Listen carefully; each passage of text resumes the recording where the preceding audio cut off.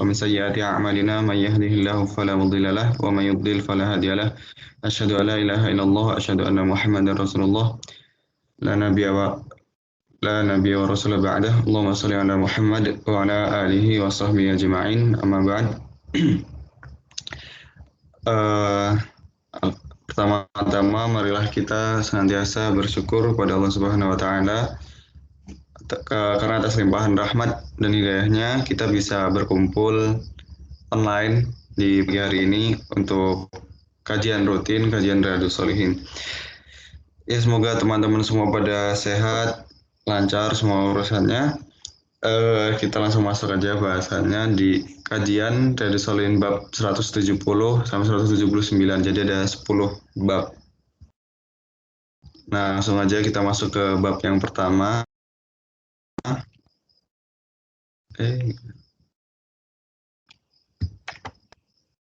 Ya, jadi bab 170 ini tentang apa-apa yang diucapkan apabila seseorang itu menaiki kendaraannya untuk berpergian.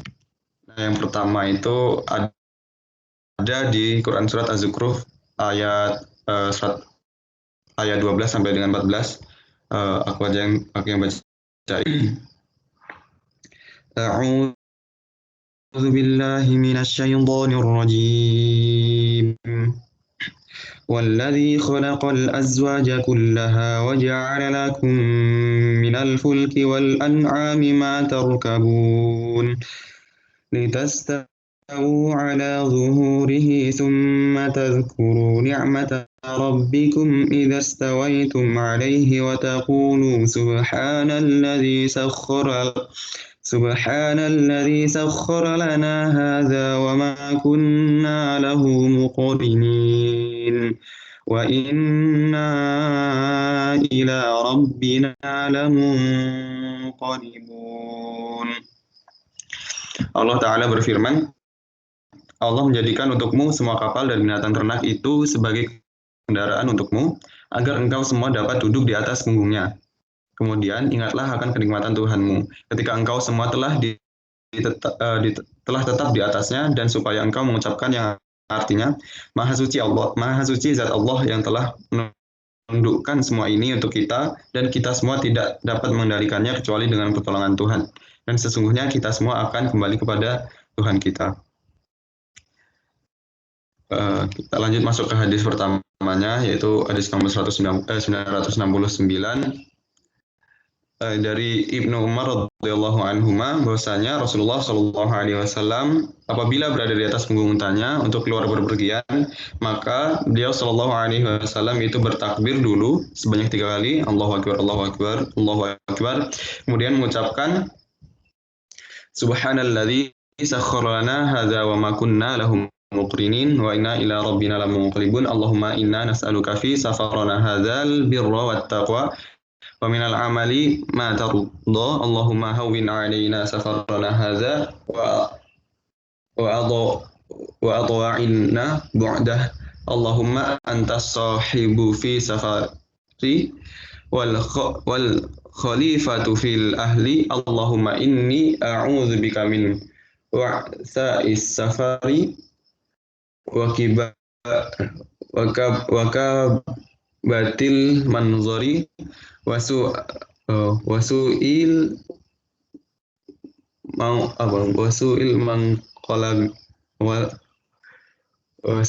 mangqal tabi fil amali wal ahli wal waladi.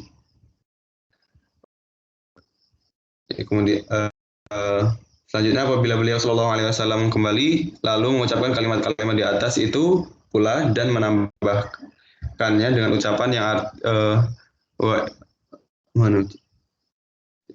yang artinya kita telah kembali, kita semua bertawad kepada Allah, menyembah kepada Tuhan kita, serta mengucapkan puji-pujian padanya. Hadis riwayat Muslim.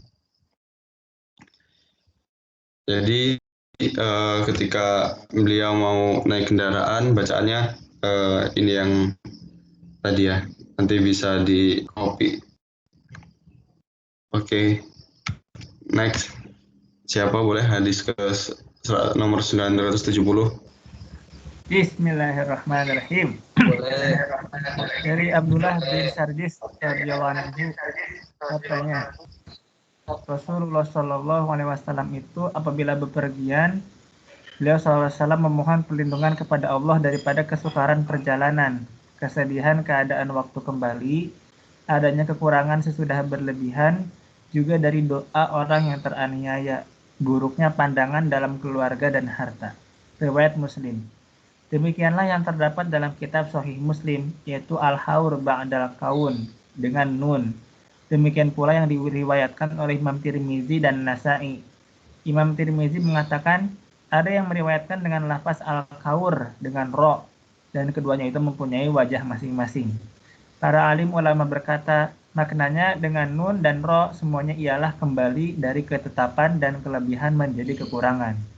Mereka mengatakan riwayat ro, kaur atau kaur itu diambil dari kata mentakwirkan, sorban. Artinya ialah melipat dan mengumpulkannya. Sedang riwayat nun, ya, kaun sebagai masdarnya kana yakunu kaunan, jikalau didapatkan dan menetap.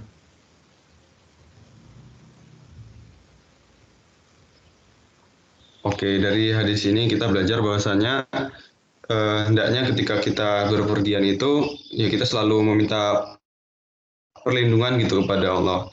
Ya baik kesusahan waktu perjalanan atau kesedihan atau kekurangan dan lain-lain ya. Ya kita tuh makhluk yang lemah jadi ya harusnya kita senantiasa memohon perlindungan kepada Allah Subhanahu wa taala. Hadis 971 ini cukup panjang. Boleh Sidki Rozak Hasbi dari Aku boleh Sidki. Bismillahirrahmanirrahim. Hadis nomor 971. Dari Ali bin Rabi'ah katanya, saya menyaksikan Ali bin Abi Thalib radhiyallahu an diberi seekor kendaraan untuk dinaiki olehnya. Ketika ia meletakkan kakinya pada pijakan kaki, ia berkata, artinya dengan nama Allah, bismillah. Beliau mengucap bismillah setelah berada di punggungnya, punggung kendaraannya, lalu mengucapkan yang artinya segenap puji bagi Allah yang menundukkan kendaraan ini untuk kita. Dan kita tidak kuasa mengendalikannya tanpa pertolongan Allah. Sesungguhnya kita akan kembali kepadanya. Selanjutnya, ia mengucapkan yang artinya segenap puji bagi Allah, alhamdulillah 3 kali. Alhamdulillah, alhamdulillah, alhamdulillah. Seterusnya mengucapkan yang artinya Allah adalah Maha Besar, Allahu Akbar 3 kali. Terus dia bisa alhamdulillah, Allahu Akbar. Terus kemudian mengucapkan pula yang artinya Maha Suci Engkau, sesungguhnya saya menganiaya diri saya sendiri, maka berikanlah pengampunan kepada saya. Sesungguhnya saja tidak ada yang dapat memberikan pengampunan melainkan Engkau. Setelah mengucapkan semua itu, lalu Ali radhiyallahu an ketawa.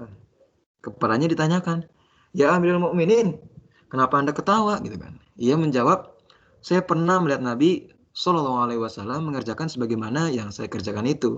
Lalu beliau Shallallahu Alaihi Wasallam ketawa juga.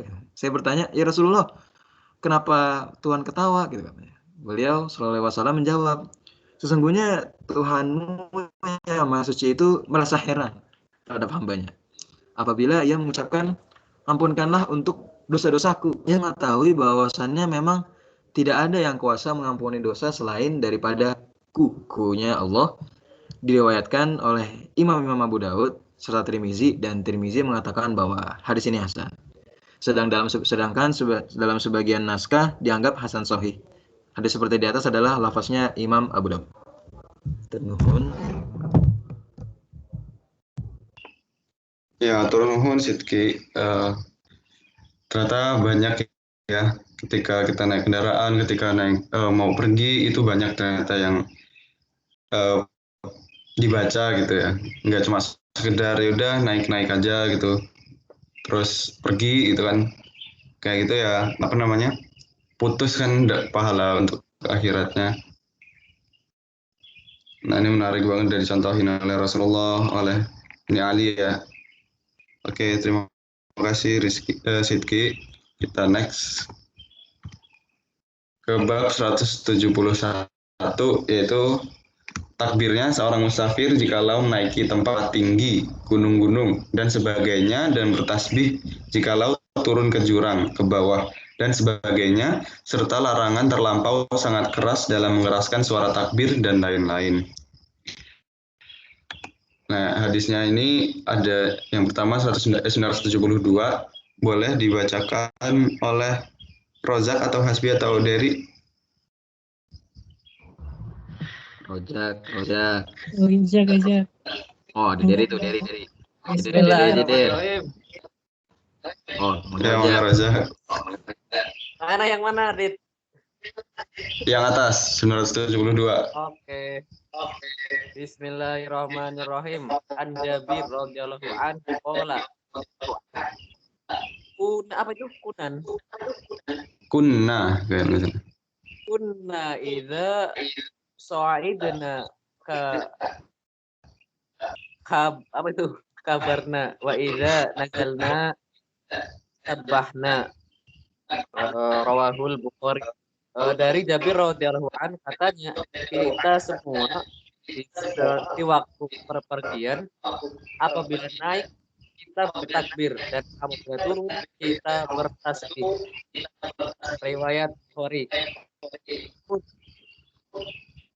Oke, atur nuhun Rozak. Selanjutnya dari 973 yang bawah. Bismillahirrahmanirrahim. Hadis 973 langsung lafaznya ya, dari Umar radhiyallahu anhu katanya Nabi SAW dan seluruh tentaranya itu apabila mendaki ke gunung-gunung mereka semuanya bertakbir dan apabila turun mereka bertasbih. Diriwayatkan oleh Imam Abu Dawud dengan isnad sahih. Ya, atur nuhun dari dua hadis ini kita belajar bahwa sunnahnya apabila kita di perjalanan itu kalau nanjak kita bacanya takbir ya Allahu Akbar. Nah, kalau misalkan turunan itu kita membaca tasbih subhanallah gitu. Oke, ini next 974. Hasbi belum ya? Bisa Hasbi? Halo. Oke, bisa. Ibnu Umar radhiyallahu anhu berkata Nabi Shallallahu Alaihi Wasallam itu apabila kembali dari haji atau umroh, sekali beliau naik di atas gunung atau tanah yang keras, beliau tentu bertakbir sebanyak 3 kali. Kemudian beliau mengucapkan yang artinya, tiada Tuhan melainkan Allah yang Maha Esa, tiada sekutu baginya, baginya segenap pekerjaan dan puji-pujian. Pada kuasa atas segala sesuatu, kita semua bertobat kepada Allah, sembah bersujud kepada Tuhan kita serta mengucapkan puji-pujian. Allah menepati janjinya menolong hambanya dan mengalahkan pasukan-pasukan musuh dengan seorang diri saja. Dalam riwayat Imam Muslim disebutkan Sallallahu Alaihi Wasallam dari memimpin pasukan atau tentaranya dalam peperangan atau dari haji atau umroh.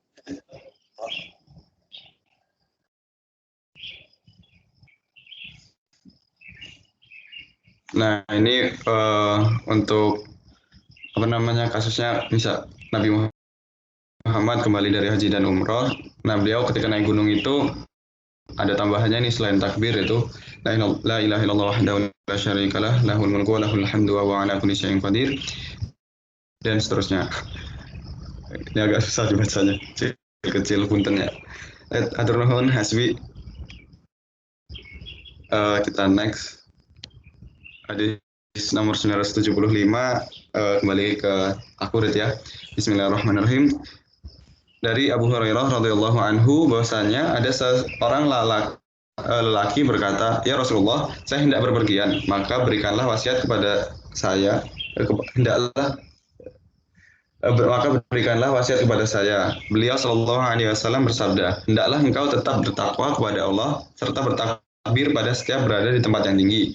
Setelah orang itu menyingkir, beliau Shallallahu Alaihi Wasallam lalu mengucapkan doa yang artinya, "Ya Allah, lipatlah, yakni dekatkanlah yang jauh untuknya dan permudahkanlah untuknya dalam perjalanan itu." Diriwayatkan oleh Imam Tirmidzi dan ia mengatakan bahwa ini adalah hadis hasan. Nah, jadi ini salah satu yang penting ya ketika di perjalanan itu ya hendaknya kita selalu menjaga ketakwaan kita gitu kepada Allah. Dan tadi sunahnya bertakbir ketika kita menanjak atau berada di tempat yang tinggi. Kemudian juga kita hendaknya memohon gitu supaya tujuan kita itu didekatkan oleh Allah. Oke, next hadis nomor 976. Kembali ke Kak Reka. Dari Abu Musa al-Ash'ari radhiyallahu anhu katanya, kita semua bersama Nabi Shallallahu Alaihi Wasallam dalam bepergian. Lalu apabila kita semua naik di atas suatu jurang, kita semua bertahlil serta bertakbir dan amat keraslah suara-suara kita itu. Kemudian Nabi Shallallahu Alaihi Wasallam bersabda, "Hai sekalian manusia, kasihanilah terhadap diri sendiri. Yakni kalau bersuara tidak perlu keras-keras. Sebab sesungguhnya engkau semua itu bukannya berdoa kepada Tuhan yang bersifat tuli ataupun yang tidak ada zatnya. Sesungguhnya Tuhan itu adalah beserta engkau semua. Dia maha mendengar lagi dekat. Innahu ma'akum, innahu sami'un qarib." Atur nuhun Kak Reka. Jadi dari sini kita belajar yang pertama adab ya. Jadi ketika berdoa ya udah nggak usah keras-keras, nggak usah teriak-teriak gitu. Ya udah biasa aja yang tenang, nggak usah teriak-teriak. Sampai mengganggu orang lain atau nggak bikin orang lain nggak nyaman kayak gitu. Terus ada di sini juga ada tambahan selain Allahu Akbar ketika di atas satu jurang itu kita membaca tahlil gitu, la ilaha illallah, terus Allahu Akbar gitu. Dan jangan keras-keras suaranya. Oke, next. Nah, selanjutnya masuk ke bab 172 yaitu sunnahnya berdoa dalam berpergian. Mangga Sidki. Oke, Bismillahirrahmanirrahim. Hadis nomor 137. Dari Abu Hurairah katanya Rasulullah SAW bersabda, ada 3 macam doa yang mustajab, yakni akan dikabulkan oleh Allah Ta'ala, yang tiada disangsikan lagi akan terkabulnya, yaitu doanya orang yang teraniaya, doanya orang yang dalam berpergian, dan doanya orang tua terhadap anaknya. Diriwayatkan oleh Imam Abu Daud dan Tirmizi. Dan Tirmizi mengatakan bahwa ini adalah hadis hasan, tetapi dalam riwayat Imam Abu Daud tidak terdapat kata-kata ala waladihi, yakni atas anaknya.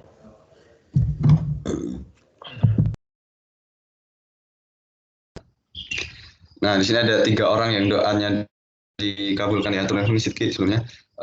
Yang pertama itu doa orang yang teraniaya. Nah, di sini yang jadi fokus utama itu jangan kita minta teraniaya terus doa sesuatu lalala gitu ya. Maksudnya hati-hati jangan sampai kita tuh menzolimi atau menganiaya orang lain gitu, karena ketika kita menzolimi orang lain tersebut kemudian orang lain itu mendoakan keburukan kepada kita, nah itu bahaya sekali gitu, karena doa mereka saat itu mudah gitu untuk dijabah oleh Allah Ta'ala. Kemudian yang kedua itu orang yang dalam berpergian. Nah, orang yang dalam berpergian itu doanya mustajab. Kemudian yang ketiga itu doa orang tua terhadap anaknya. Makanya kita senantiasa memohon doakan gitu kepada orang tua kita. Dan kita harus selalu ini berbakti kepada orang tua ya. Jangan sampai orang tua itu mendoakan keburukan kepada kita karena akhlak buruk dari kita gitu. Jangan sampai seperti itu.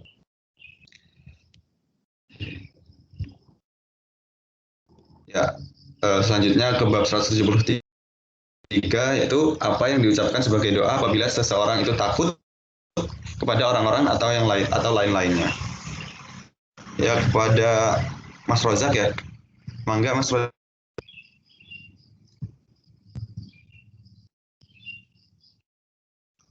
Halo. Ya. Masuk. Oh iya, Mas Rozak. Mangga. Next Dit, ininya, slide-nya. Udah. Oke. Terdengarkan suaranya? Terdengar.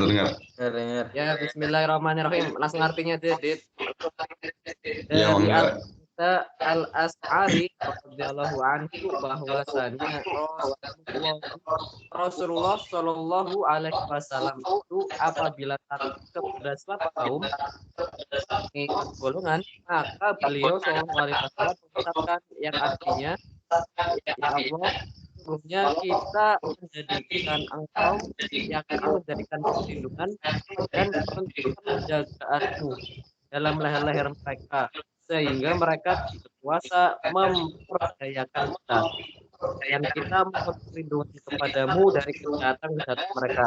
Diriwayatkan Imam Abu Dawud dan Nasai dengan sanad sahih.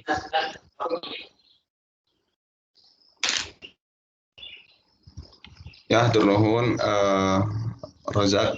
Jadi ini doanya ya ketika misalkan kita merasa takut atau terhadap sesuatu gitu, suatu kaum atau suatu orang, Rasulullah SAW mencontohkan kepada kita untuk membaca Allahumma inna naja'aluka fi apa itu bacaannya? Nah, warihim ya. Nanti dicek lagi yang ada harokatnya. Wa na'udzubika min syururihim. Gitu. Ya, terima kasih Rozak. Masuk ke bab 174 yaitu tentang apa yang diucapkan jikalau seseorang itu menempati suatu pondok penginapan. Atau mungkin di sini contoh hotel gitu ya. Mangga Mas Dery. Bismillahirrahmanirrahim. Hadis bab 174 hadis nomor 979 dari Khawla binti Hakim radhiyallahu anha, katanya, saya mendengar Rasulullah SAW bersabda, barang siapa yang turun berdiam di suatu tempat pemondokan lalu mengucapkan yang artinya, saya mohon perlindungan dengan kalimat-kalimat Allah sempurna dari kejahatannya apa saja yang diciptakan olehnya, maka orang itu tidak akan terkena bahaya sesuatu apapun sehingga ia pergi dari tempat pemondokan yang sedemikian itu. Hadis riwayat Muslim. Ya, hatur nuhun Mas Dery.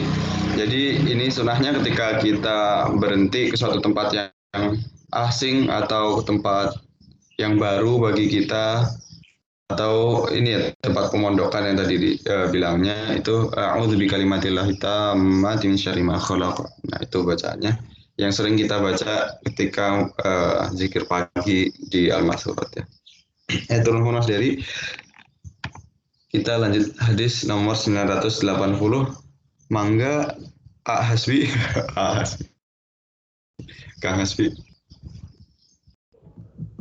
Akang Hasbi. Ya, Kang. Itu dia. Halo. Belum bisa atau? Yaudah, kamu aja lagi. Aku dulu ya. Tidur sepertinya. Ya, hadis nomor 10 dari Ibnu Umar radhiyallahu anhu katanya, Rasulullah Shallallahu alaihi wasallam itu apabila pergi lalu datang waktu malam, beliau Shallallahu alaihi wasallam mengucapkan yang artinya, hai bumi, Tuhanku dan Tuhanmu itu adalah Allah. Saya mohon perlindungan kepada Allah dari kejahatanmu dan kejahatannya apa saja yang ada di dalam dirimu. Juga kejahatannya apa saja yang diciptakan dalam tubuhmu, bahkan kejahatannya segala sesuatu merayap di atasmu. Saya juga mohon perlindungan denganmu, ya Allah, dari kejahatannya singa dan manusia, ular dan kalajengking, serta dari penduduk negeri ini. Yang dimaksudkan ialah jin, serta dari yang melahirkan, maksudnya iblis yang melahirkan semua syaitan, dan pula dari apa yang diperanakkan olehnya, yakni syaitan-syaitan anak iblis. Riwayat Abu Dawud. Al-Aswad artinya orang. At-Khattabi berkata, wasakinul balad yaitu jin yang mendiami bumi ini. Ya, berkata al-balad yakni negeri dari bumi ialah yang digunakan sebagai tempat tinggalnya binatang dan sekalipun di situ tidak ada bangunan atau rumah-rumah. Ia berkata lagi, dapat diperkirakan bahwa maksudnya al-walad yang melahirkan ialah iblis, sedangkan mawalad adalah apa-apa yang dilahirkan olehnya, yakni setan-setan. Ya, jadi di sini Rasulullah mencontohkan ya untuk membaca doa waktu malam itu memohon perlindungan kepada Allah dari kejahatan segala sesuatu ya, bumi, segala isinya, dan lain-lain.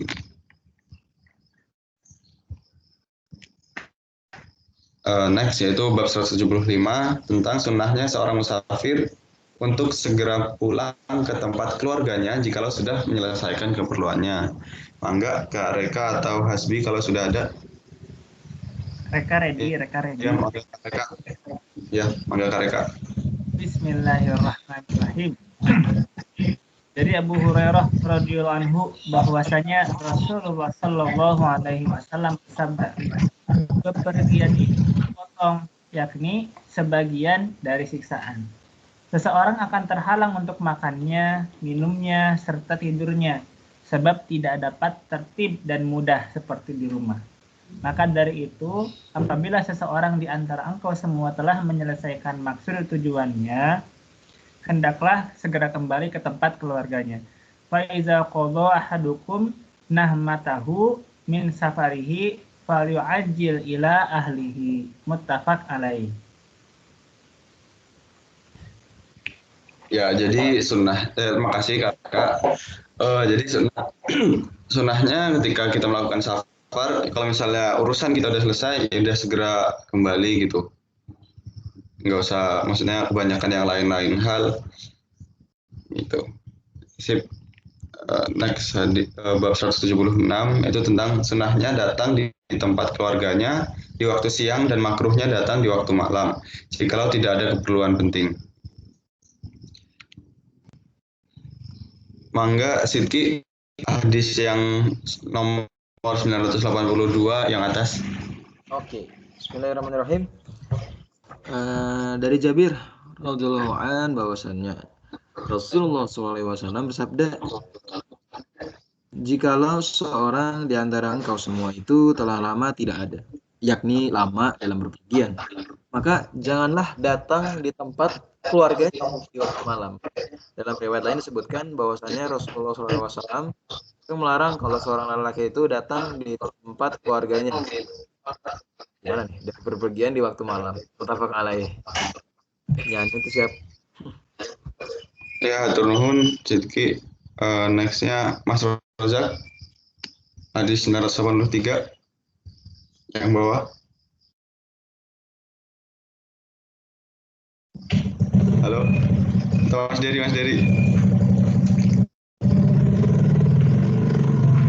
Bismillahirrahmanirrahim. Hadis nomor 983 dari Anas radhiyallahu anhu katanya, Rasulullah SAW itu tidak pernah datang di tempat keluarganya di waktu malam. Beliau SAW datang di tempat mereka di waktu pagi atau petang. Muttafaq alaihi. At-taruq ialah datang di waktu malam. Ya, makasih Mas Dery. Jadi sunnahnya kita ketika berpergian kalau misalnya nggak ada uzur, jangan datangnya waktu malam gitu. Jadi siang atau di situ pagi atau petang gitu ya. Kalau bisa diusahakan jangan malam gitu datang. Oke. Next. Ya, masuk ke bab 177, yaitu apa yang diucapkan apabila seorang musafir itu telah kembali dan telah melihat negerinya. Hadis nomor 984. Mas Dery atau Mas Hasbi udah ada? Maksudnya udah bisa? Ya, Belum. Saya. Oh itu, ya Mas Rozak, mangga. Hadisnya ya, nggak dari atas ya, Adit? Ini baca aja bahasa Indonesia. Kenapa? Baca aja Indonya. Hadisnya aja ya. Mm-hmm. Oke, Bismillahirrahmanirrahim. Ya udah boleh. Dari Anas radhiyallahu anhu katanya, kita datang dari perjalanan bersama Nabi Shallallahu alaihi wasallam sehingga di waktu kita sudah berada di luar rumah, tapi beliau Shallallahu alaihi wasallam melakukan yang ada. Kita semua telah kembali, kita semua bertaubat kepada Allah, menyembah kita, mengucapkan puji-pujian kepada kita. Shallallahu alaihi wasallam tidak henti-hentinya mengucapkan demikian itu sehingga kita datang di Madinah.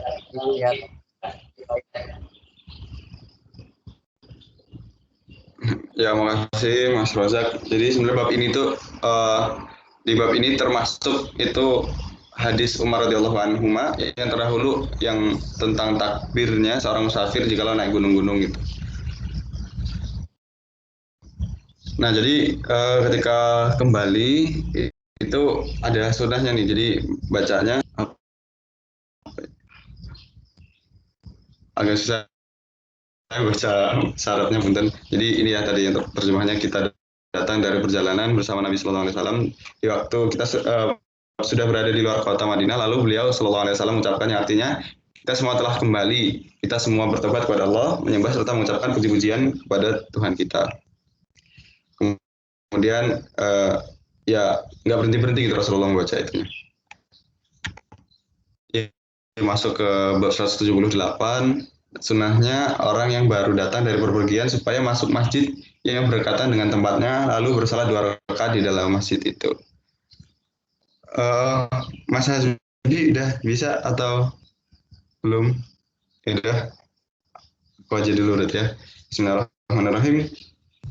Dari Ka'ab bin Malik radhiyallahu anhu, bahwasanya Rasulullah Shallallahu Alaihi Wasallam itu apabila datang dari bepergian lalu memulai dengan memasuki masjid, kemudian sholat 2 rakaat di dalamnya. Ya, jadi sunnahnya ketika kita dari bepergian gitu, ya kita datangi masjidnya terlebih dahulu gitu, kemudian sholat 2 rakaat. Nah, kalau salah saya pernah dapat dari Ustadz Hidayat juga ya, bahwasanya ya kalau misalkan kita pulang kerja atau pulang gimana nantinya, ketika pulang itu jangan langsung ke rumah dulu, tenangkan pikiran dulu ke masjid, sholat 2 rakaat gitu, baru habis itu kita pulang. Nah, sunahnya ketika kita datang dari masjid itu kan udah lebih tenang gitu ya, lebih nyaman karena ada sakinah di dalam masjid. Ya, itu bab terakhir. Sekarang bab 179 itu tentang haramnya wanita berpergian sendirian. Mangga, Kak Reka. Bismillahirrahmanirrahim. Dari Abu Hurairah radhiyallahu anhu katanya, Rasulullah Shallallahu Alaihi Wasallam bersabda, tidak halal, yakni haram bagi seorang wanita yang beriman kepada Allah dan hari pembalasan jikalau yang bepergian sejauh jarak sehari malam, melainkan wajib disertai orang yang menjadi mahramnya. Ayahillu limar'ati tu'minu billahi wal yawmil akhiri tusafiru masirata yaumin walailatin illa ma'azi mahramin alaiha.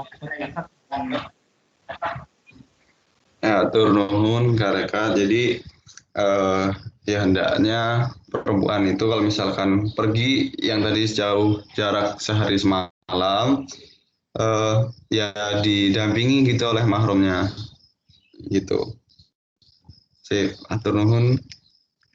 Ya, masih ada satu hadis lagi, hadis terakhir, hadis nomor 987. Mangga Sidki. Bismillahirrahmanirrahim. Dari Ibnu Abbas radhiyallahu anhu bahwasannya ia mendengar Nabi Shallallahu Alaihi Wasallam bersabda, janganlah seseorang lelaki itu menyendiri dengan seorang wanita, melainkan wanita itu wajiblah disertai oleh orang yang menjadi mahramnya. Juga janganlah seorang wanita itu pergi, melainkan ia wajiblah disertai orang yang menjadi mahramnya. Ada seorang lelaki berkata, sesungguhnya istri saya itu mau keluar untuk haji gitu. Sedangkan saya telah dicatat diriku untuk mengikuti peperangan ini. Beliau Shallallahu Alaihi Wasallam lalu bersabda, pergilah berhaji dengan istrimu. Lebih baik dengan istri. Muttafaq alaih. Ya, ternuhun Sidki. Jadi di sini bahkan yang mau ini ya berperang gitu pahalanya luar biasa, karena supaya istrinya nggak sendirian untuk berangkat haji, Rasulullah memerintahkan sang suami tersebut untuk berangkat haji juga gitu. Jadi nanti kita juga nih, maksudnya ketika mendaftar haji ya jangan biarkan istri kita sendiri gitu, nanti didampingi oleh mahramnya atau dari suami itu. Ya, terima kasih teman-teman. Apakah ada yang didiskusikan? Bismillah, Dery yang bertanya. Ya, mangga Di hadis 977 tadi ada 3 ya doa yang insya Allah dikabulkan. Nah, salah satunya itu orang yang berpergian. Nah, yang ingin saya tanyakan itu, kenapa orang berpergian tuh doanya mustajab itu? Kenapa? Kalau anak yang soleh atau berbakti, saya mikir ya masuk akal lah ya. Tapi kalau yang orang berpergian tuh di mana letak keistimewaannya? Terima kasih. Nuhun.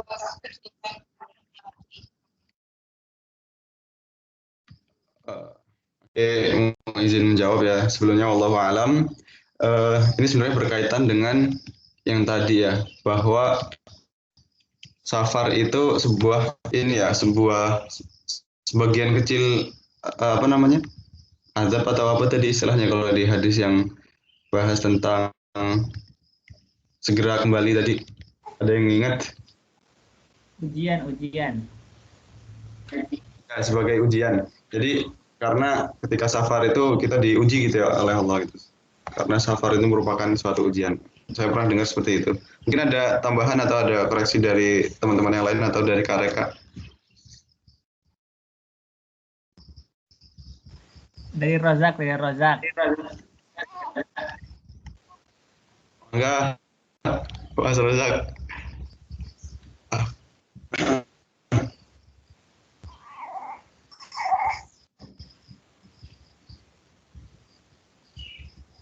Oh, dari ini, Mas Sidki. Nambahin kayaknya. Menambahkan pendengaran.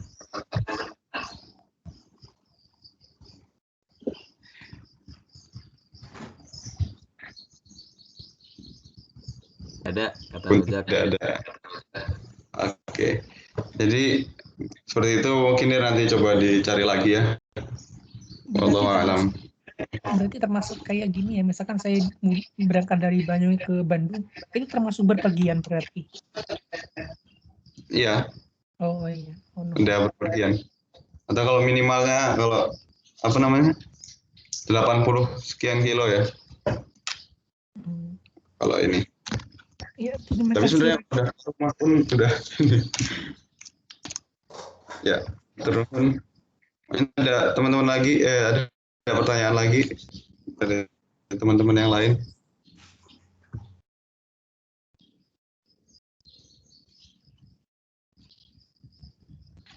Tidak ada. Kalau tidak ada kita tutup. 1, 2, 3. Yaudah, sepertinya tidak ada pertanyaan lagi, tidak ada yang mau didiskusikan. Nanti sekian dari saya. Mohon maaf apabila kekurangan dalam penyampaian materi, dalam penyiapan PowerPoint-nya, tulisannya agak kecil-kecil, agak bahasa Arabnya agak susah dibacanya. Mohon maaf. Mari kita akhiri dengan membaca doa kafaratul majlis. Subhanakallahumma bihamdika.